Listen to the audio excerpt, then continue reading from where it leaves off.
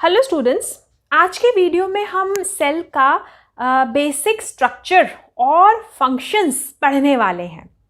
Now किसी भी living organism जैसे कि कोई जानवर हो या फिर कोई मनुष्य हो, उसको बनाने के लिए जो बेसिक बिल्डिंग ब्लॉक चाहिए होता है वो होता है एक सेल।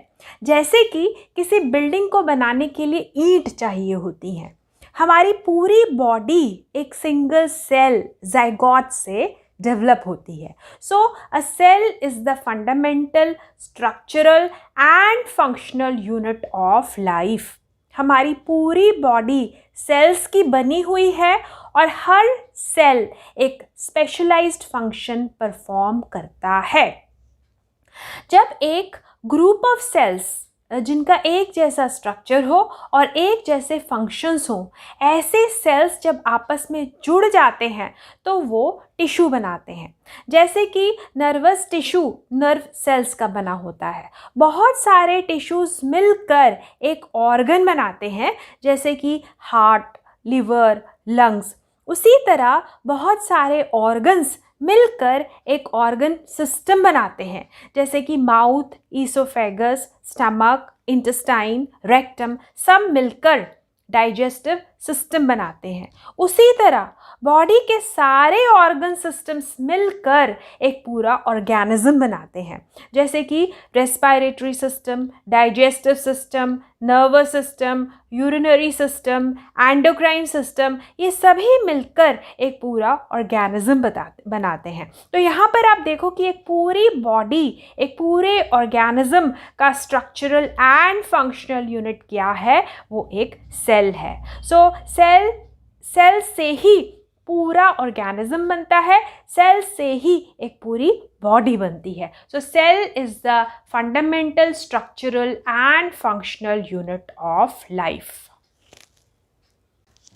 हर सेल के 3 basic structural and functional features होते हैं। पहला है सेल मेम्ब्रेन, दूसरा है न्यूक्लियस और तीसरा है साइटोप्लाज्म। साइटोप्लाज्म साइटोसोल और सेल ऑर्गेनल्स का बना होता है। लुक एट दिस फिगर, ये एक सेल है और ये है cell membrane. Cell membrane cell की बाउंड्री वॉल बनाती है।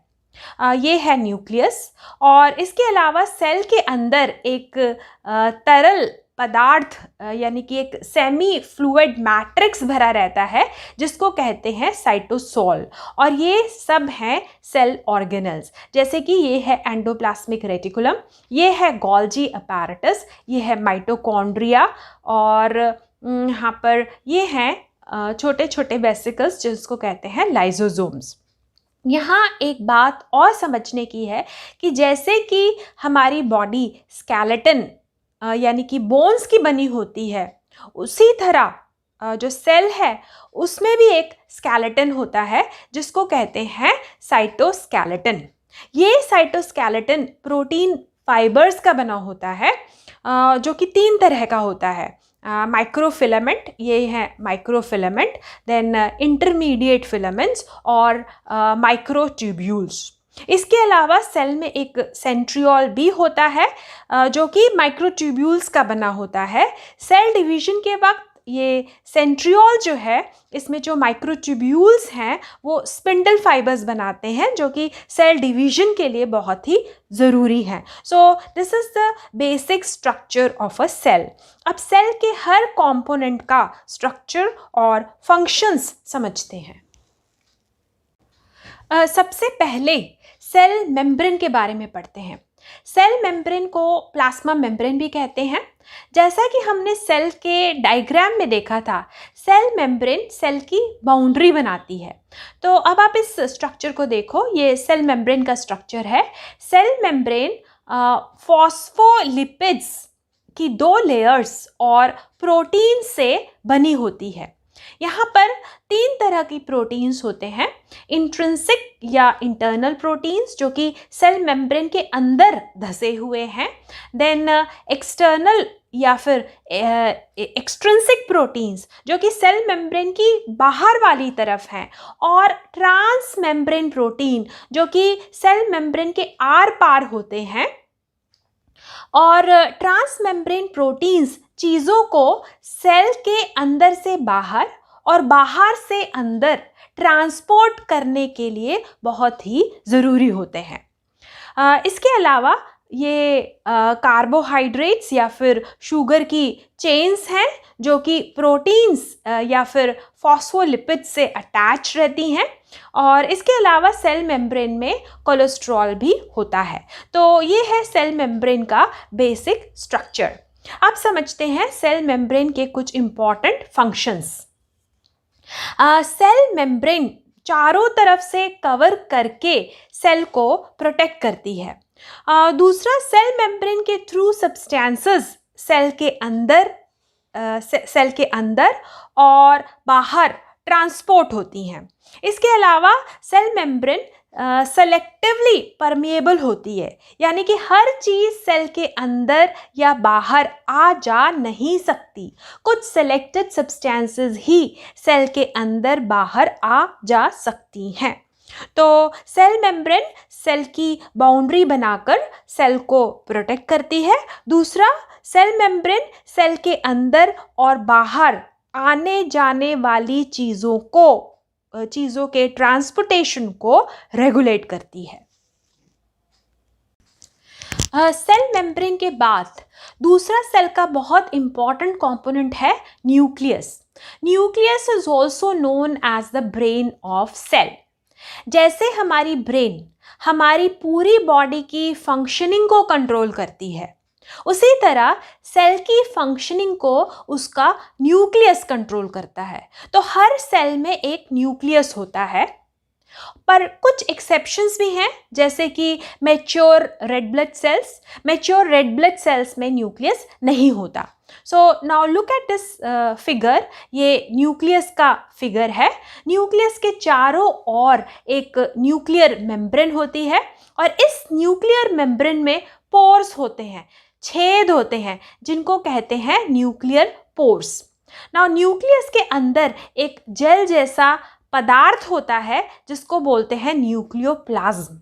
इसके अलावा न्यूक्लियस के दो और इम्पॉर्टेंट कंपोनेंट्स होते हैं, न्यूक्लियोलस और क्रोमैटिन।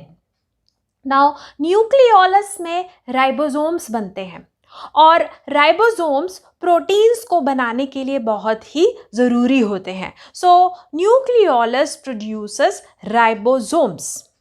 अब इस फिगर में आपको क्रोमैटिन एक उलझे हुए धागे की तरह दिखाई दे रहा है। So chromatin is seen as an entangled mass of thread like structure.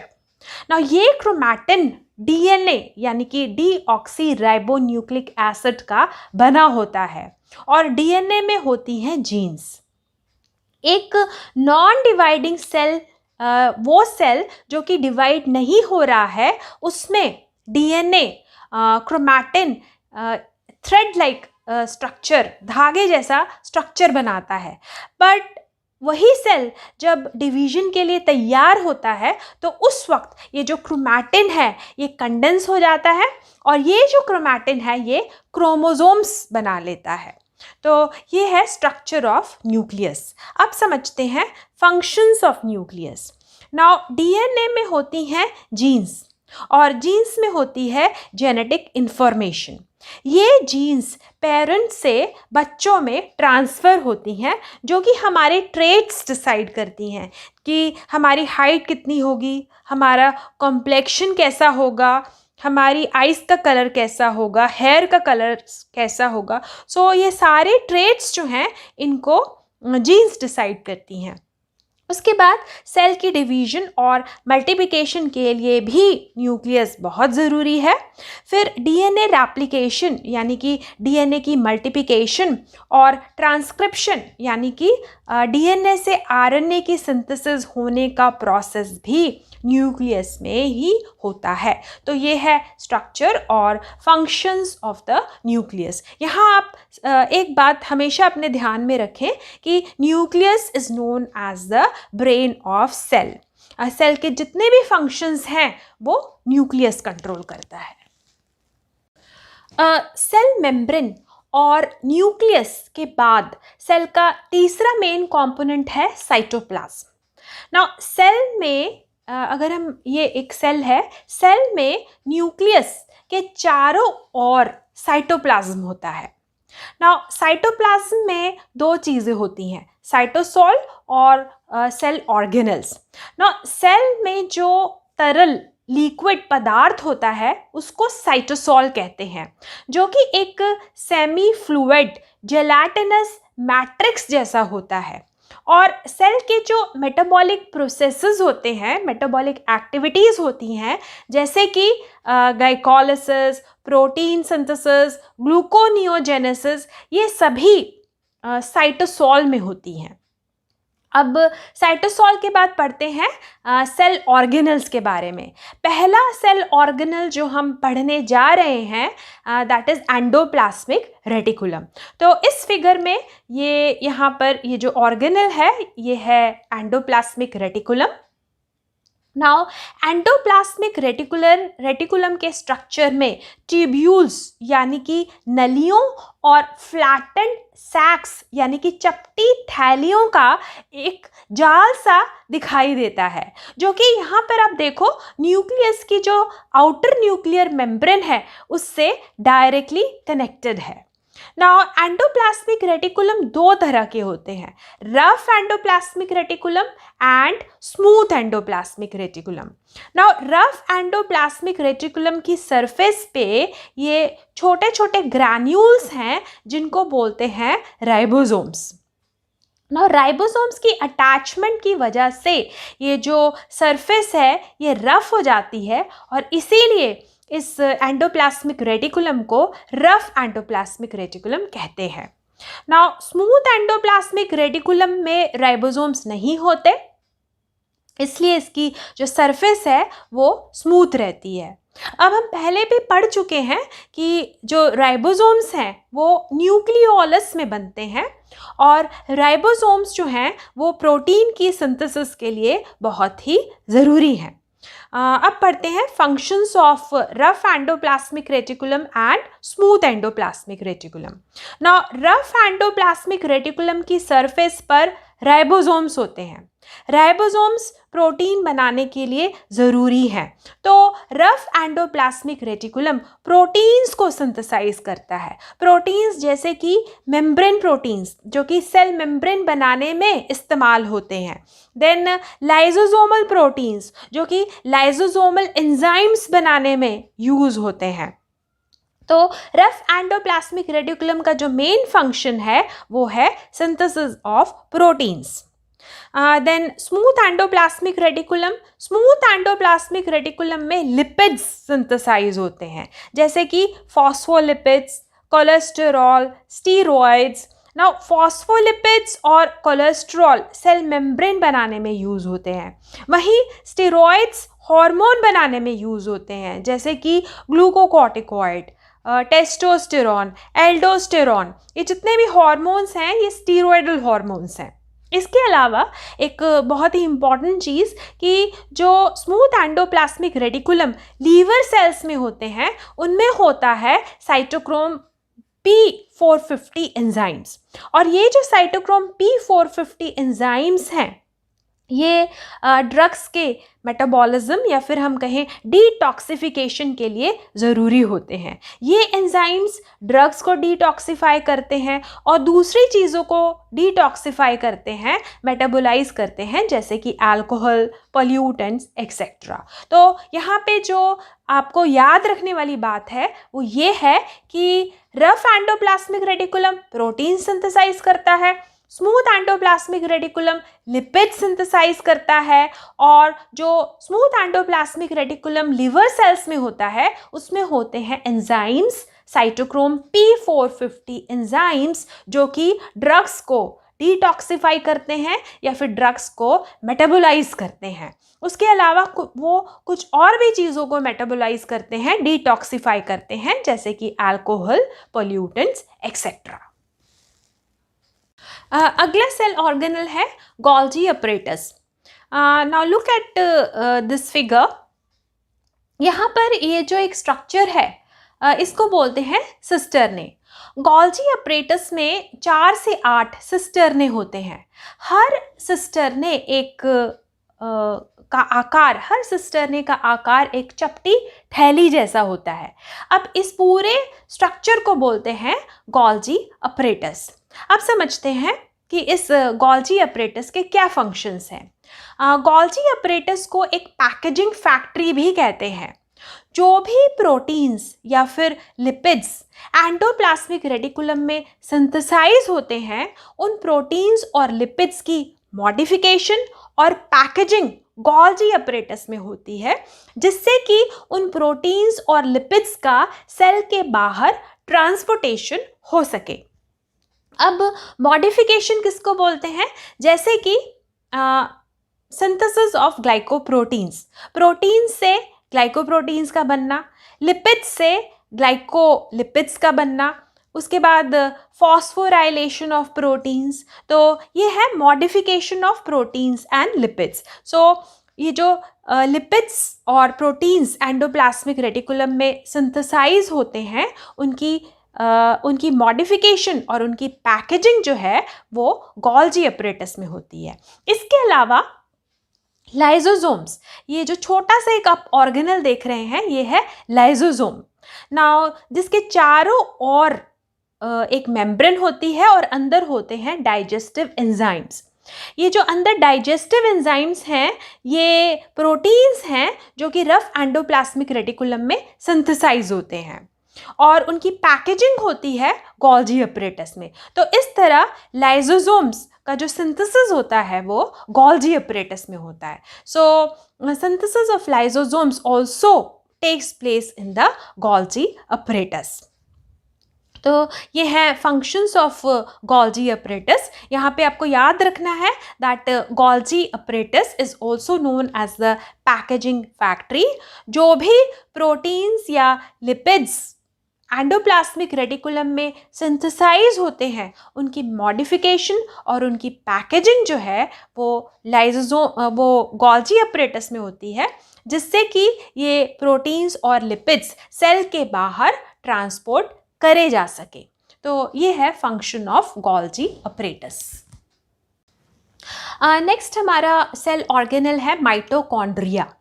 Now mitochondria को सेल का पावर हाउस भी कहा जाता है। सेल को काम करने के लिए जो एनर्जी की ज़रूरत है वो माइटोकॉन्ड्रिया में सिंथेसाइज होती है।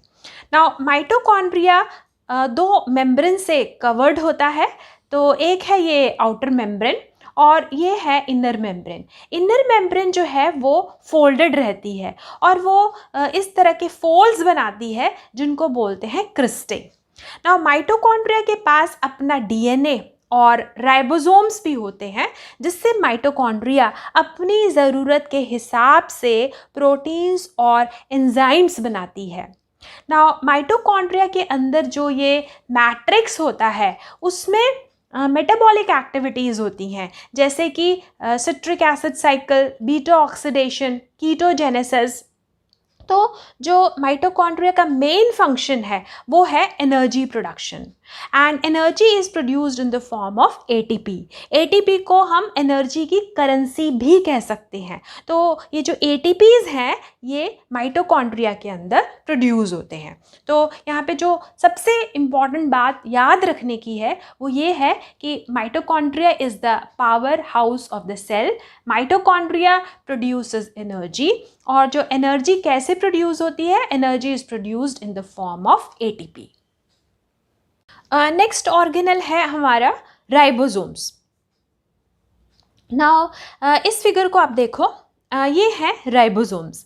जैसा कि हम पहले पढ़ चुके हैं, राइबोसोम्स छोटे छोटे ग्रैन्यूल्स होते हैं जो कि न्यूक्लियस के न्यूक्लियोलस से सिंथेसाइज होते हैं। राइबोसोम्स राइबोसोमल आरएनए यानी कि आरएनए और प्रोटीन से बने होते हैं। ये राइबोसोम्स एंडोप्लाज्मिक रेटिकुलम से अटैच्ड रहते हैं, रफ एंडोप्लाज्मिक रेटिकुलम से अटैच्ड रहते हैं। इसके अलावा ये साइटोसोल में होते हैं और माइटोकॉन्ड्रिया में भी राइबोसोम्स होते हैं। अब आप इस फिगर को देखो, यहाँ पर ये एक राइबोसोम है। राइबोसोम के दो सब यूनिट्स होते हैं, ऊपर वाला लार्ज सब यूनिट और नीचे वाला स्मॉल सब यूनिट। नाउ राइबोसोमल आरएनए यानी कि आरआरएनए मैसेंजर आरएनए और ट्रांसफर आरएनए से इंटरैक्ट करता है, जिससे कि एक अमीनो एसिड्स की एक लंबी पेप्टाइड चेन बनती है और इस पेप्टाइड चेन से प्रोटीन्स बनते हैं। तो जो मेन फंक्शन है राइबोसोम्स का, that is the synthesis of proteins. So ribosome is a site of protein synthesis in a cell. Ribosome वो जगह है जहाँ पर सेल के प्रोटीन्स जो हैं वो सिंथेसाइज होते हैं। नेक्स्ट सेल ऑर्गेनल है लाइसोसोम। लाइसोसोम को सेल का सुसाइड बैग भी कहते हैं, क्योंकि ज़रूरत पड़ने पर ये लाइसोसोम्स अपने ही सेल को, जिसमें ये खुद होते हैं, उस सेल को डिस्ट्रॉय कर देते हैं। तो आप इस फिगर को देखो, ये है लाइसोसोम। जैसा कि हम पहले पढ़ चुके हैं, लाइसोसोम मेम्ब्रेन से कवर्ड वेसिकल होते हैं और जिसके अंदर होते हैं डाइजेस्टिव एंजाइम्स।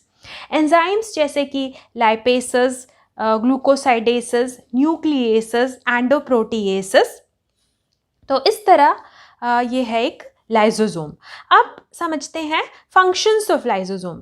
अगर किसी सेल के सेल ऑर्गेनल्स डैमेज हो जाएं, सेल ऑर्गेनल्स टूट जाएं या फिर वो बेकार हो जाएं, तो लाइसोसोम्स उनको अपने एंजाइम से डाइजेस्ट कर देता है और उनको नष्ट कर देता है। इसके अलावा फॉरेन मटेरियल्स जैसे कि माइक्रोऑर्गेनिजम्स, बैक्टीरिया, एंटीजेंस को भी लाइसोसोम डाइजेस्ट करके नष्ट कर देते हैं। नाउ सेल ऑर्गेनल्स और फॉरेन बॉडीज के अलावा लाइसोसोम्स एक पूरे सेल को भी डिस्ट्रॉय कर सकते हैं। अगर कोई सेल बुरी तरह डैमेज हो जाए तो उस सेल के जो लाइसोसोम्स हैं वो सेल के अंदर बर्स्ट हो जाते हैं, यानी कि सेल के अंदर फट जाते हैं और उनके जो एंजाइम्स होते हैं वो सेल के अंदर रिलीज हो जाते हैं और ये डाइजेस्टिव एंजाइम्स पूरे सेल को डाइजेस्ट कर देते हैं, पूरे सेल को नष्ट कर देते हैं और इसीलिए लाइसोसोम्स को सेल का सुसाइड बैग भी कहा गया है। So the main function of lysosome is to digest dead and damaged cell and cell organelles. अब पढ़ते हैं साइटोस्केलेटन के बारे में। सेल के स्केलेटन को साइटोस्केलेटन कहते हैं। साइटोस्केलेटन के कंपोनेंट्स भी सेल के साइटोप्लाज्म में होते हैं। जैसे कि हमारा स्केलेटन बोन से बना होता है, जो कि हमारी बॉडी को शेप देता है, स्ट्रक्चर देता है और सपोर्ट प्रोवाइड करता है, उसी तरह सेल का भी अपना एक स्केलेटन होता है जो कि प्रोटीन फाइबर से बना होता है। नाउ साइटोस्केलेटन के 3 बेसिक कंपोनेंट्स होते हैं: माइक्रोफिलामेंट, इंटरमीडिएट फाइबर्स और माइक्रोट्यूब्यूल्स। अब पढ़ते हैं साइटोस्केलेटन के फंक्शंस। साइटोस्केलेटन सेल को शेप देता है, सेल को सपोर्ट करता है। सेल में जितने भी सेल ऑर्गेनल्स होते हैं या फिर जो न्यूक्लियस होता है, उनकी सही जगह पर पोजीशनिंग भी साइटोस्केलेटन से ही होती है। इसके अलावा साइटोस्केलेटन सेल के अंदर ट्रैक्स बनाता है और ये ट्रैक्स वेसिकल्स और दूसरी सब्सटेंसेस को सेल के अंदर ट्रांसपोर्ट करने के लिए यूज़ होते हैं। इसके अलावा सेल की जो मूवमेंट्स हैं वो भी साइटोस्केलेटन की वजह से ही होती हैं। तो सबसे पहले पढ़ते हैं माइक्रोफिलामेंट्स के बारे में।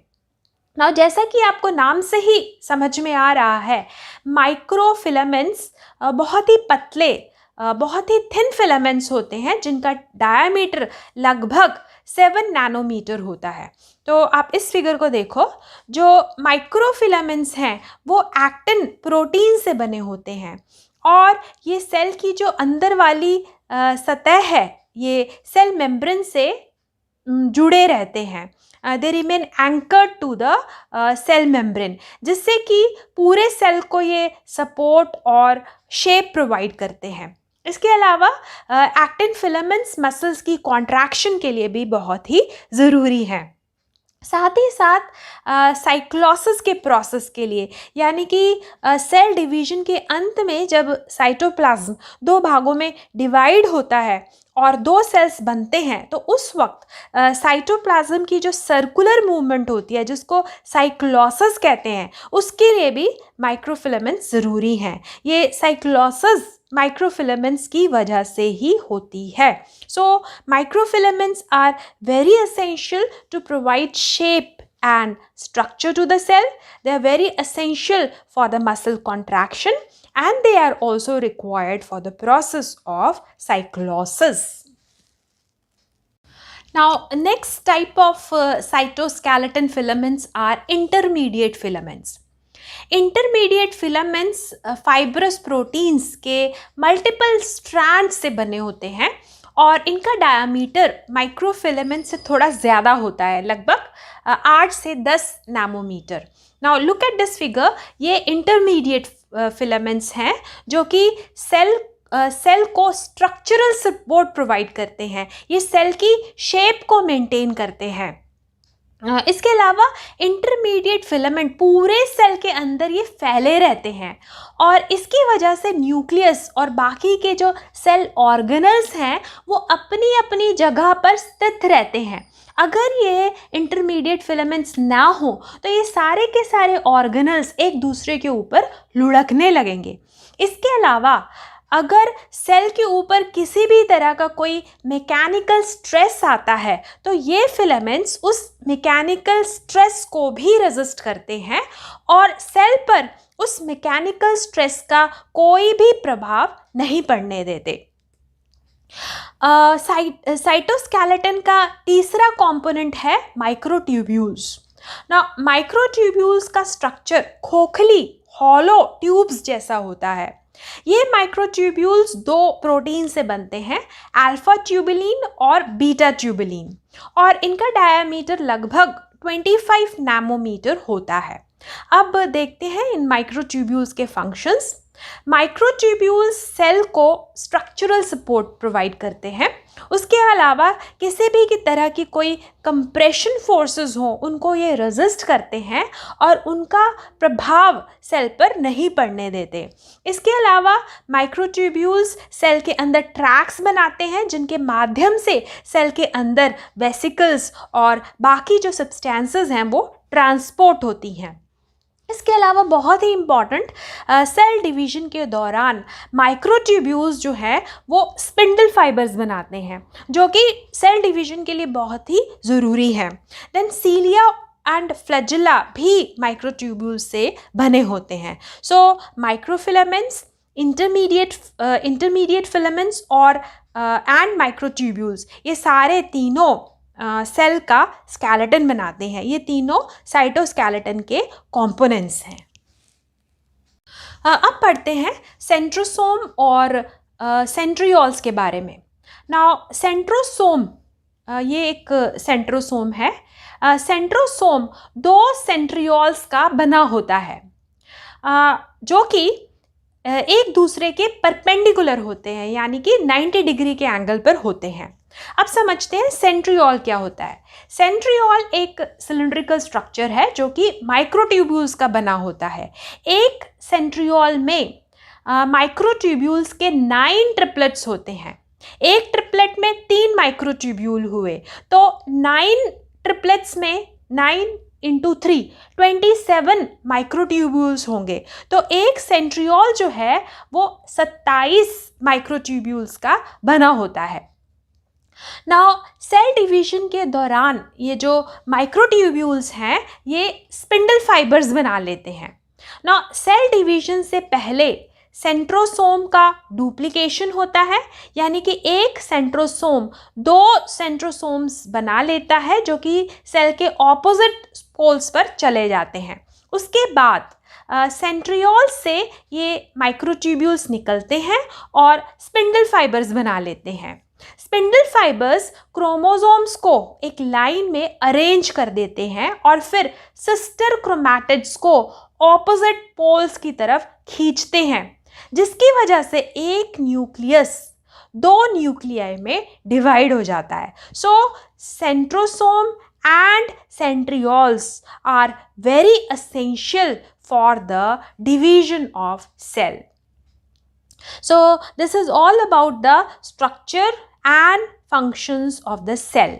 अगर ये वीडियो आपको अच्छा लगे तो इसको लाइक, सब्सक्राइब और शेयर ज़रूर करें. Thanks for watching this video.